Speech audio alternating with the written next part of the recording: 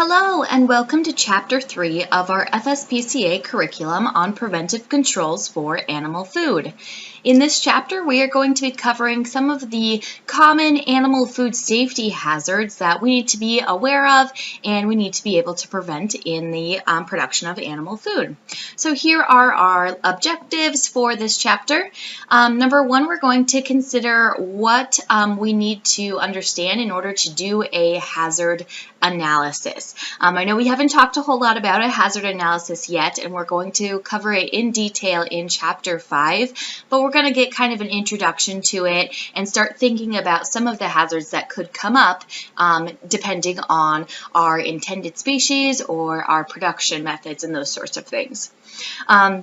We're also going to develop the ability to recognize that hazards vary among animal species. So that's that idea of thinking about our intended species and what could possibly cause illness or injury in them.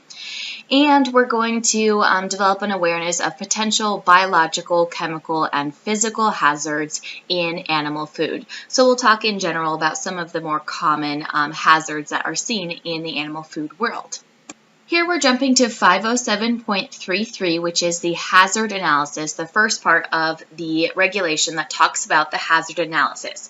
Now keep in mind that we are in subpart C now, so subpart B was covered in Chapter 2, that's the current good manufacturing practices. So now we are in subpart C, which has to do with the hazard analysis and risk-based preventive controls. So this is the first section we see on the hazard analysis, and this is part A, and I think we look at part B as well. And essentially what this says is that if you are subject to subpart C, you have to do a hazard analysis. Regardless of what the results of that hazard analysis come out to be, you need to go through this process. This also says it should be based on experience, illness data, scientific reports, and other information, and it needs to consider any hazard that is known or reasonably foreseeable within the facility, given your manufacturing process, given the intended species, given the ingredients that you use in the production of your animal feed. Okay, we're going to look at a definition of known or reasonably foreseeable hazard here in just a little bit, but I just wanted to show you this section of the regulation that says you need to do a hazard analysis. Here's part B of 507.33. When you're doing a hazard analysis, you need to consider that there are 3 different types of hazards that may come up or that we talk about in our hazard analysis.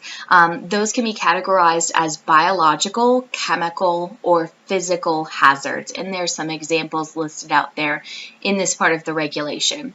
We're going to go through a lot of these examples in the rest of this chapter, but I wanted to also include a side note that for some of the biological hazards, there are some definitions in 507.3 that relate to this, such as like microbiological or environmental pathogen. Those types of things are defined in 507.3.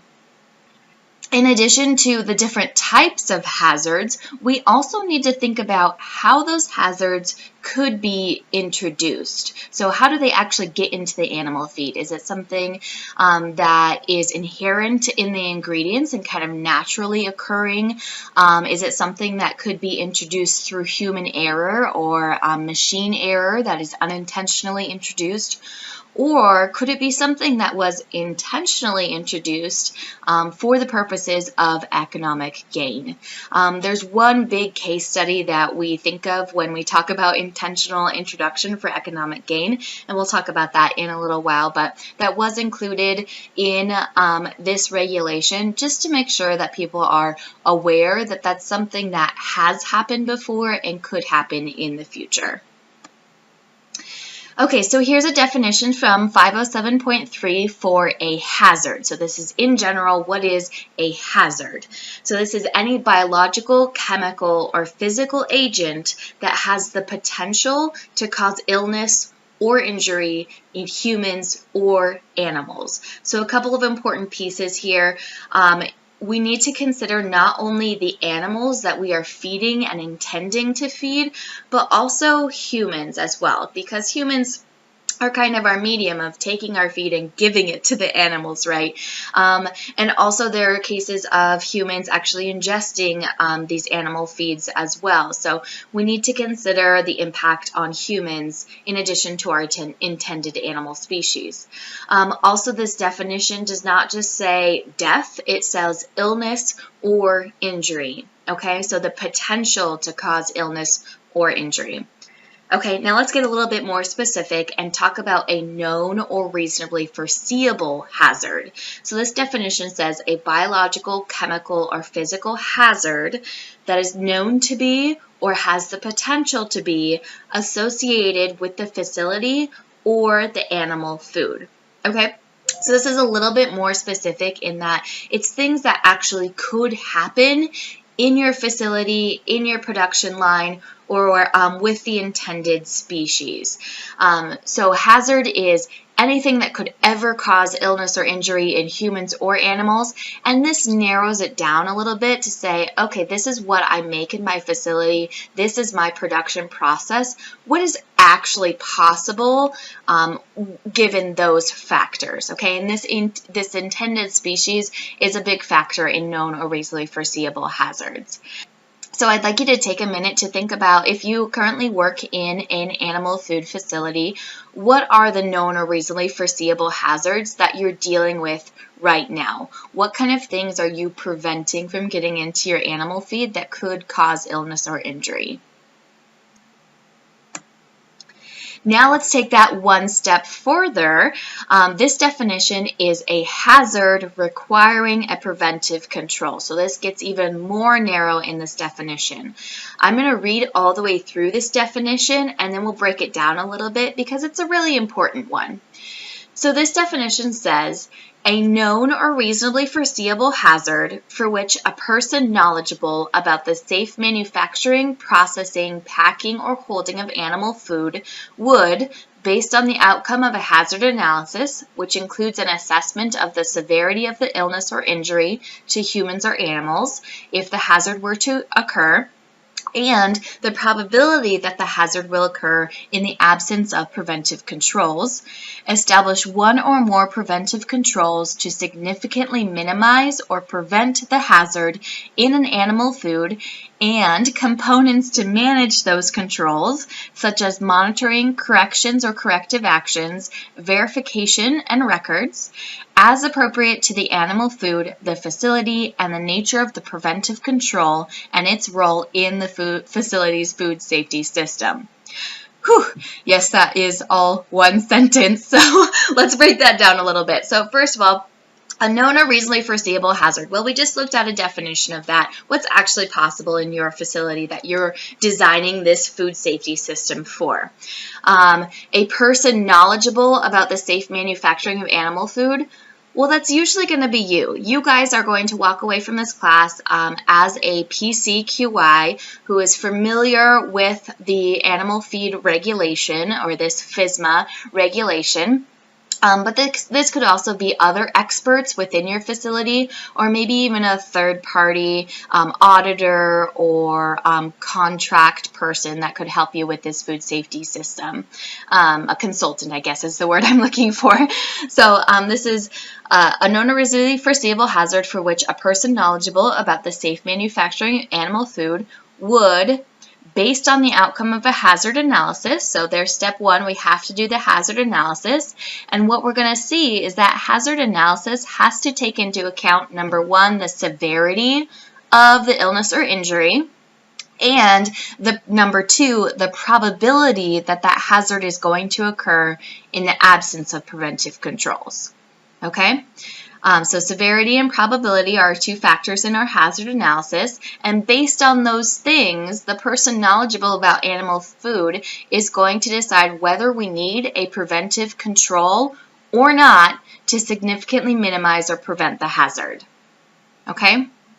Once we've decided that yes, we do need that preventive control, we also need to manage it using things like monitoring, corrective actions, validation, and verification. Okay, in Chapter 6, we're going to talk about all of those management components, so you'll become very familiar with all of those.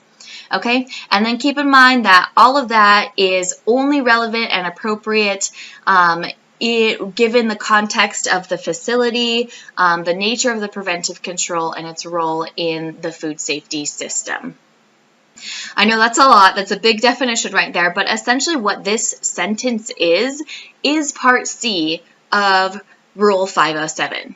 We're making a hazard analysis and we are deciding whether those hazards need preventive controls, and then we're deciding how we're going to manage those preventive controls. As a side note, which is something we're going to come back to in Chapter 5, for the hazard analysis, this statement says the probability that the hazard will occur in the absence of preventive controls. It does not say in the absence of CGMPs. We already have our CGMPs in place.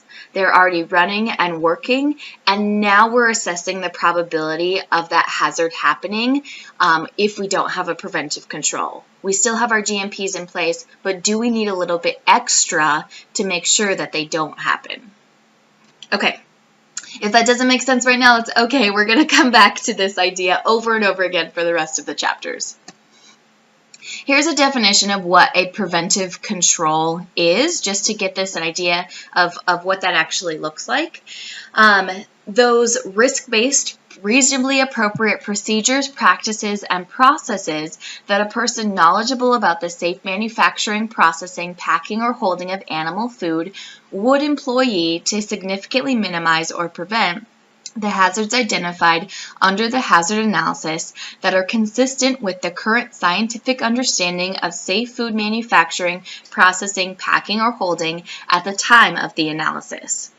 Okay, if you're at all familiar with HACCP or have other food safety systems already in place, this definition might sound like a critical control point to you, which is essentially what it is. In a lot of cases, what we're doing at our critical control points can just be reworded as a preventive control.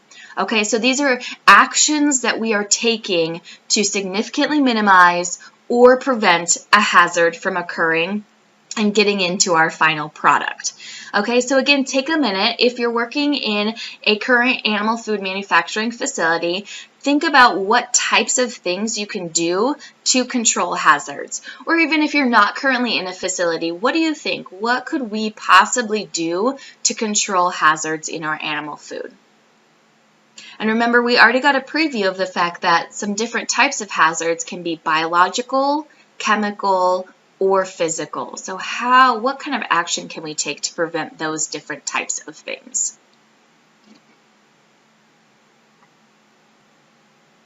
This is a graphic that we're going to see a couple of times, and it kind of just summarizes everything that I just went over. The first top part, the kind of top of the funnel there, we have all of the hazards ever possible in the world. This is anything that could cause illness or injury in humans or animals. Okay, so it's a very big funnel. There's a lot of things out there that can be considered a hazard. Well, from the top of the funnel to the middle of the funnel, we can then take into consideration our manufacturing process and our intended species to figure out what's actually known or reasonably foreseeable within our facility. Okay, and that's kind of where we're at right now. We're going to talk about known or reasonably foreseeable hazards in animal food.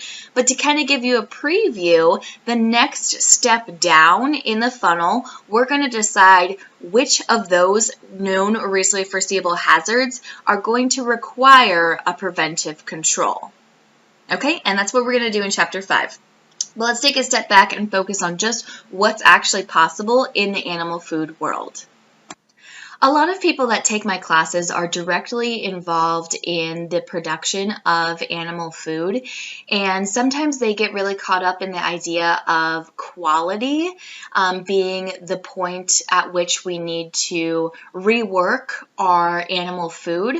But keep in mind, this class and this idea of a hazard does not refer to quality issues. This only refers to safety issues. So try and separate those two worlds worlds in your mind for the rest of this course, and when you're sitting down to write your food safety plan. This is only safety issues.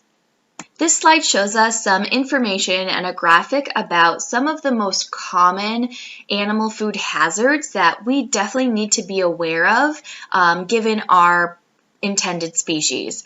Keep in mind these are all SACOTA hazards. If you're not familiar with the acronym SACOTA, it stands for Severe Adverse Health Consequences or Death in Humans or Animals. And these are typically our Class 1 recalls. These are very serious hazards that cause a lot of damage, okay? This graphic pulls together the years from 2009 to 2014, and within that time span, there were 114 total reports from the RFR. All of this information is available on the FDA website if you want to go take a look at the reportable food registries. It's a really good resource to kind of get you thinking about what is actually known or reasonably foreseeable given your intended species and type of animal food. So let's take a look at what this information shows us. 39%, that big blue slice of pie, is salmonella in animal feed, okay? So that's definitely a big issue. Listeria is up there at 2%, foreign objects 4%, aflatoxin is 9%, so that's another big concern. Unapproved drug or drug carryover is going to be 12%. And then take a look at nutrient deficiency or toxicity, 24%. Okay?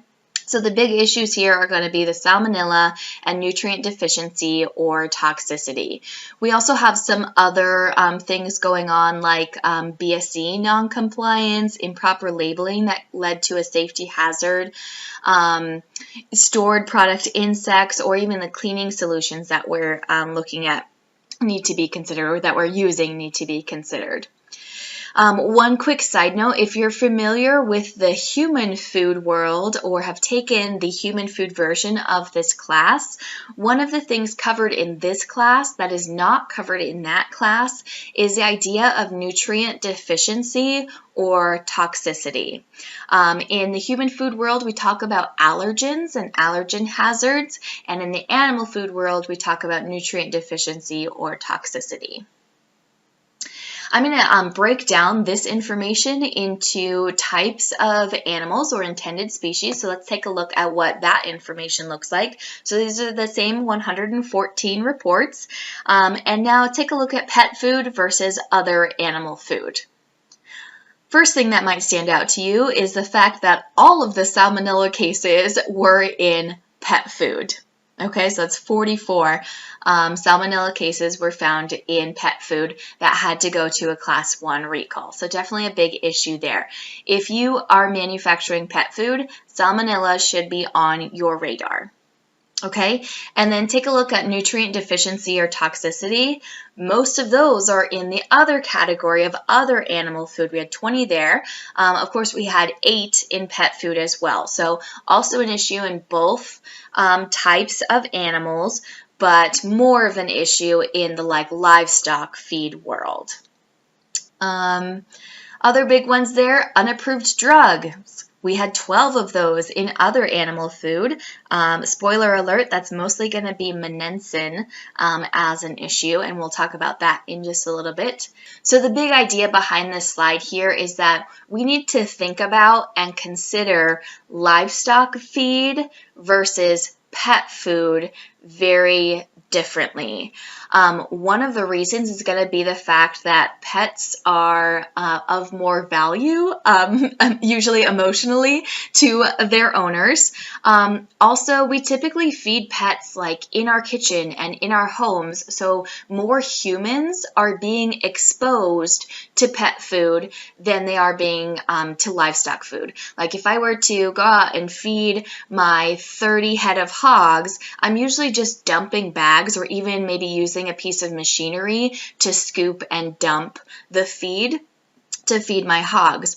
But when I feed Fluffy in my kitchen, I'm using my own spoon to spoon out her wet canned cat food, right?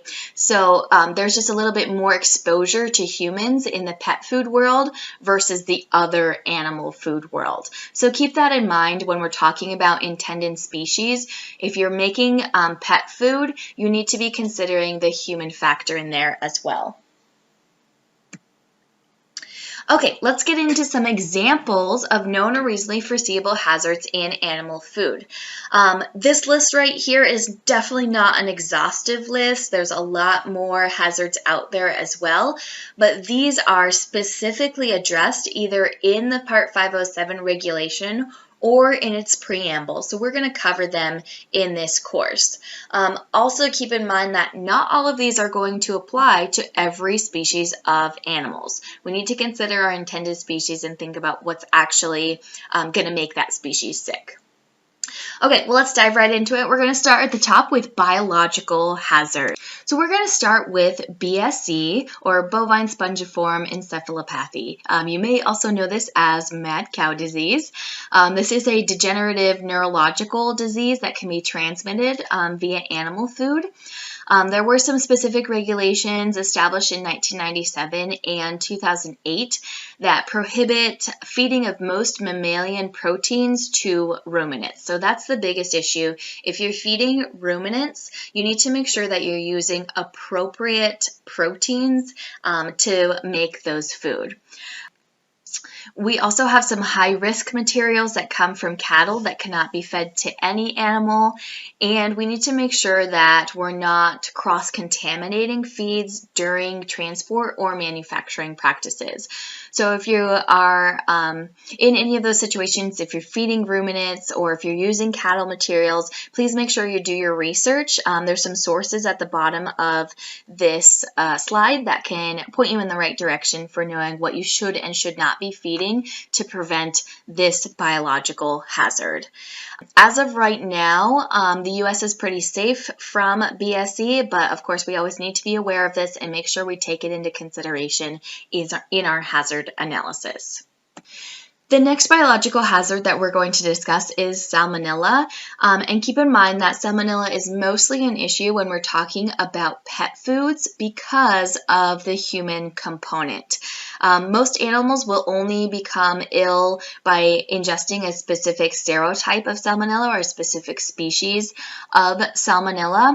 However, animal food is going to be considered, or pet food is going to be considered adulterated if it has any level of salmonella in it. When we're talking about other animal food, so livestock feed, it's going to be considered adulterated only if it has the specific serotype that could be pathogenic to that particular animal species, that intended animal species. Okay, and keep that in mind. And mostly this is because humans are being constantly exposed to pet food and can become infected with salmonella if they're exposed to any of these serotypes, where livestock is only going to become ill by a specific serotype. So just to give you an idea, these are some of the different serotypes that you need to be aware of. So again, think about what intended species you're dealing with and identify the serotype that coordinates with that intended species. The next biological hazard that we're going to talk about is Listeria monocytogenes. This is typically found in raw, fresh, or frozen pet food, usually because those types of pet food do not go through a kill step. Nemser et al. Published a study in 2014 that sampled 196 raw dog and cat foods, and about 16% of those were positive for Listeria. So it's out there and it's an issue and can definitely cause a severe illness or injury, particularly to pets and humans. The next type of hazards that we're going to discuss are chemical hazards. Now, keep in mind here that chemical hazards vary a lot, and they have a lot of different properties. They can be introduced from a lot of different sources. Some examples are going to be pesticides, drug carryover, naturally occurring toxins, decomposition, those toxicities or deficiencies, and radiological exposures.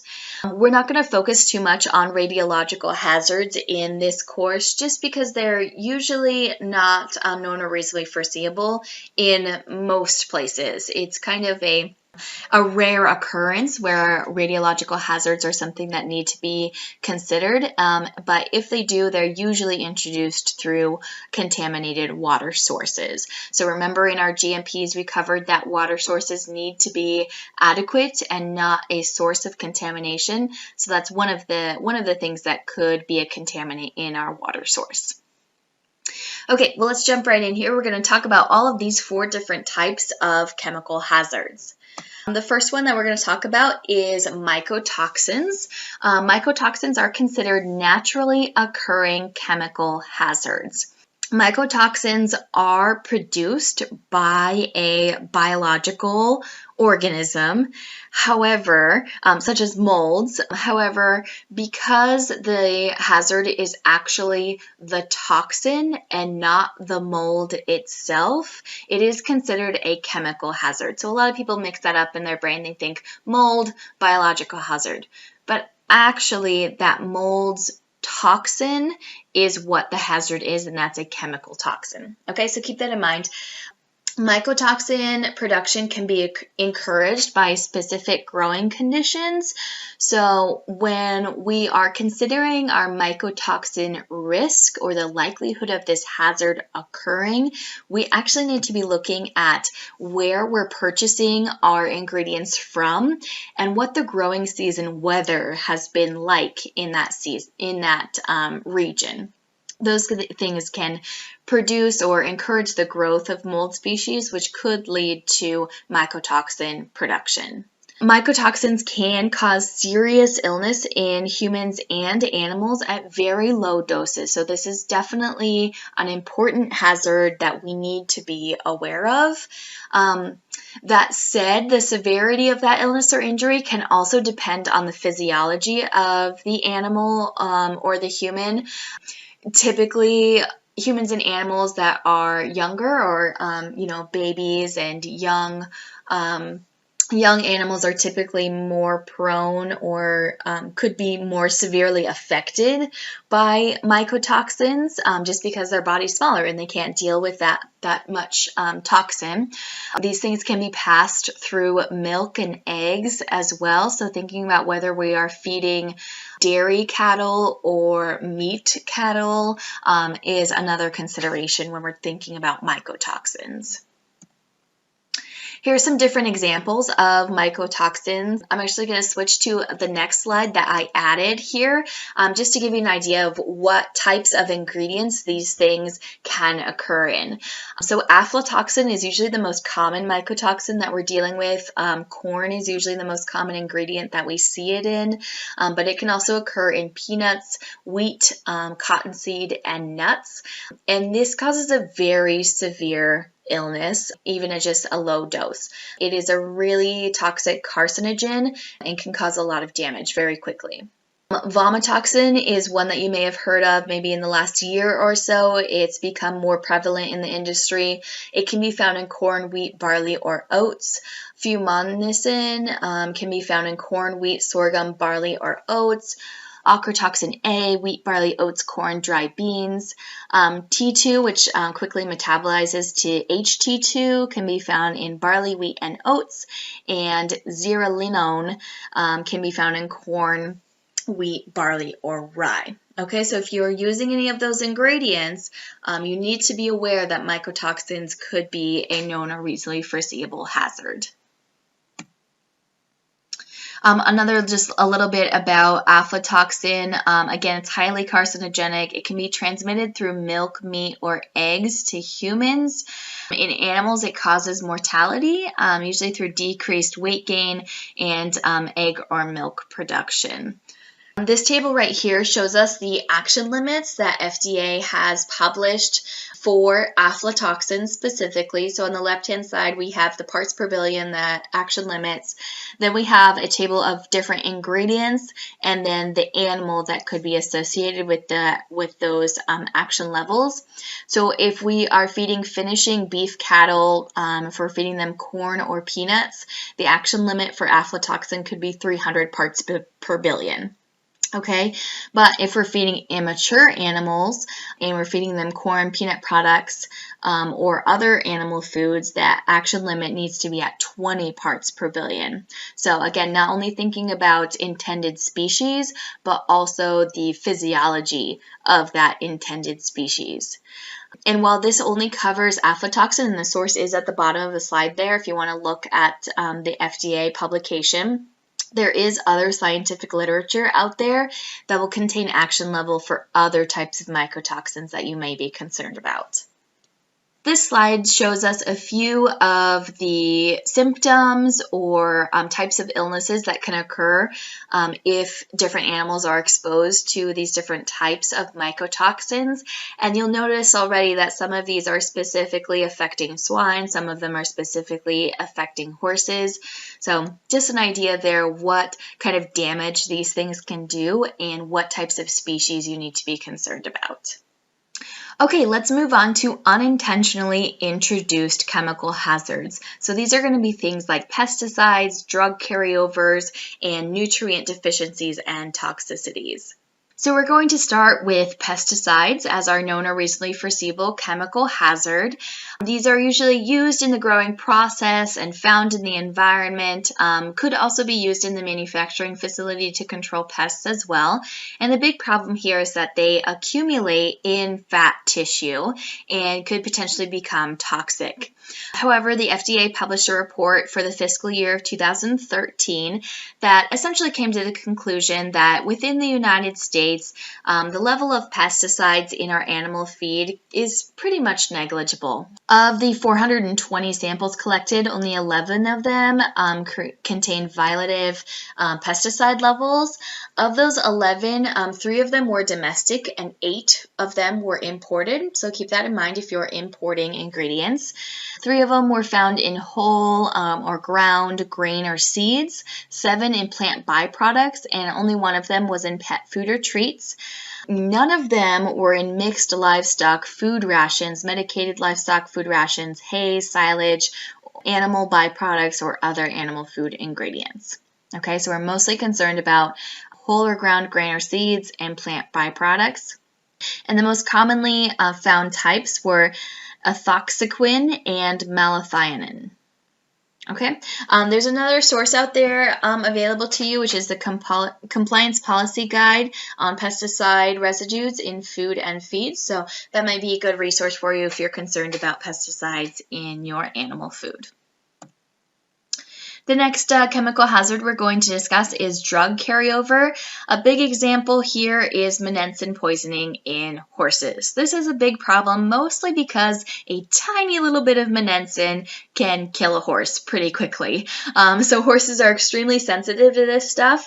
It is a drug that's approved for use in cattle and poultry, but if that gets mixed in or there's some crossover or exposure or carryover within the manufacturing process, that can kill a horse pretty quickly. So if you're manufacturing both horse feed and cattle feed with monensin, this should definitely be on your radar to control. Our next type of unintentionally introduced chemical hazards are going to be nutrient deficiencies or toxicities.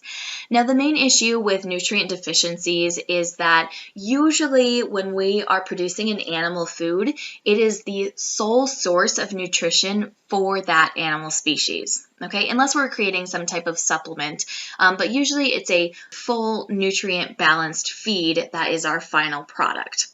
Okay, so we need to make sure that all of our products have the correct amounts of nutrients in them to prevent deficiency and also to prevent toxicity. There are three main types of deficiencies or toxicities that are specifically mentioned in the regulation. So we're going to go over those three. But at the bottom of this slide, I've included a list of some other toxicity or deficiency examples that you should read through and keep in mind if those are your intended species. I also want you to keep in mind that the manufacturing process could impact some of these nutrients, especially when we're talking about vitamins or if we're including a kill step that can actually denature some of these nutrients and cause unintentional deficiencies. Okay, so let's go through these examples. First, we're going to talk about thiamine in cat food. So a deficiency in thiamine can cause spinal curvature in cats. And one of the big issues here is that even just a little deficiency in thiamine over a short period of time can cause a lot of damage really quickly. So on the left-hand side picture there, we have a kind of illustration of what spinal curvature could look like in a cat. And then the poor cat on the right-hand side has had a thiamine deficiency, and that's the result.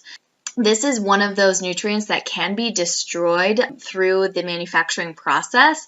For example, retort in the process of canning can destroy up to 90% of thiamine. So again, just making sure that our manufacturing process is not causing a deficiency in these nutrients is important. The next one is going to be excessive vitamin D in dog food. So if you're producing dog food, vitamin D should also be on your radar.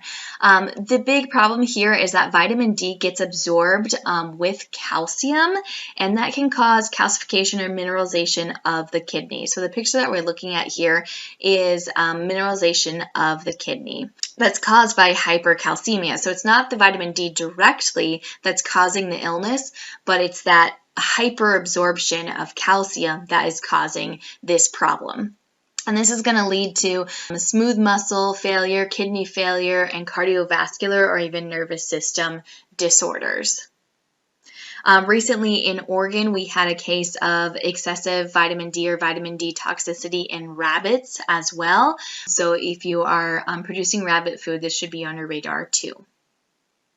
As a side note, kind of going along with that story, like I said, we're not covering all of the nutrient deficiencies and toxicities, so reaching out to experts on your intended species or nutritionists is really a good idea when we're going through the hazard analysis process.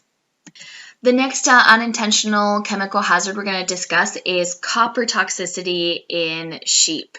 Copper is a required nutrient for sheep, but it's easy to go overboard with this and have excessive copper in our feeds.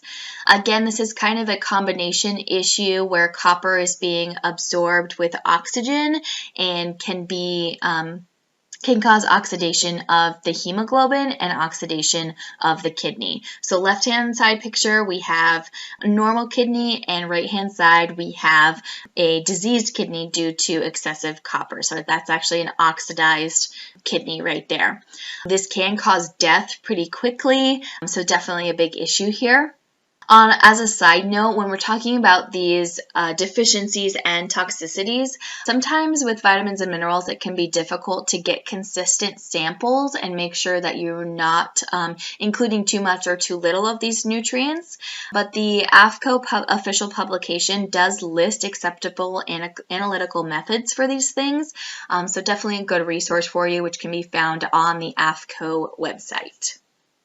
The last chemical hazard I want to cover is melamine. This is an example of an intentionally introduced chemical hazard that was introduced for economic gain.